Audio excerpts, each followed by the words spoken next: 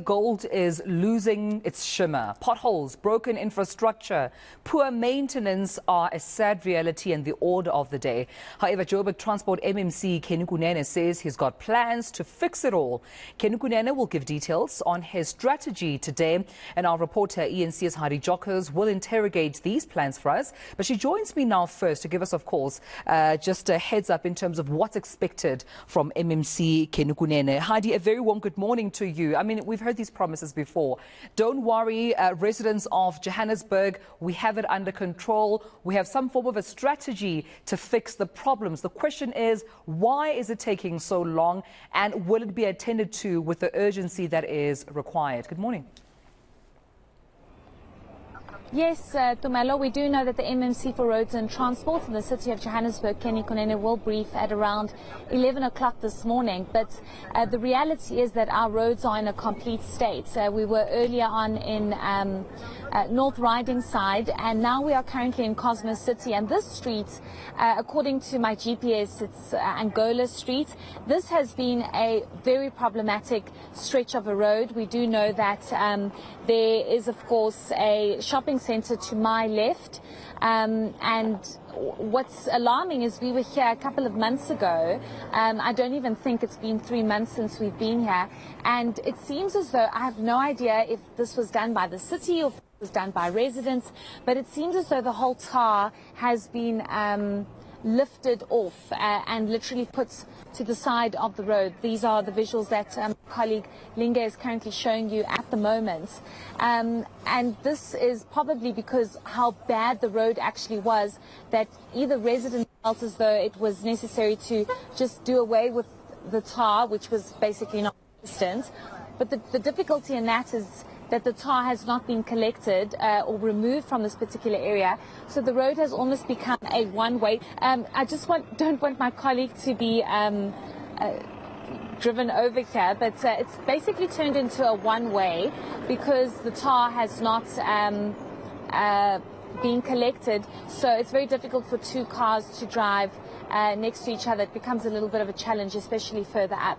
But previously, Tumelo, when we did speak to some residents and business owners here on the side, they did tell us that it's a huge challenge, it's a huge difficulty, but they've just learned to contend with this, they've just learned to deal with this, because it's been like this for a very long time. But you just cannot believe that a road like this, a very busy road in a very busy area, right next to a shopping centre, actually looks like this. So this is definitely something that we are going to be asking the MMC for Roads and Transport at around 11 o'clock when he does brief in terms of his plans, because this is not a new problem. It's been here for some time. And even if it was the city that lifted the road and took the tar off because of the state of the tar, why is it sitting like this for the longest time? We're definitely looking at, motorists, I suppose, trying to maneuver around the road at this point. Heidi, not sure if you had a chance to perhaps speak to some of them, the residents, businesses around, motorists themselves, about the inconvenience of these potholes. I mean, when I think about taxis, for example, they conduct their work on the roads. Trucks as well have to deliver goods, and they use those same roads. I can imagine the inconvenience that they perhaps might have lamented or even shared. Yes, we did get a chance to speak to some motorists, to some people in the area, and also where we were at our first location, Tumelo, and they did tell us that they are fed up, that this has a ripple effect. They constantly have to change their tires, they have to do their realignment on their vehicles because of the state of the roads. And not only that, I don't only think it's the state of the roads that's a problem, it's also the traffic lights issue. There's constantly traffic lights that are out because of load shedding. There isn't an alternative in terms of keeping these traffic lights on. And motorists are just constantly inconvenienced, as well as taxis. People are obviously trying to rush to get to wherever they need to be, but now you have a situation where the roads look like this. Can you believe it, Tumelo? I mean, just looking at this, you cannot believe that this is in a developed area, I would say, because it's right where the mall is. Yet people need to duck and dive and constantly turn in terms of trying to get through and maneuver through here.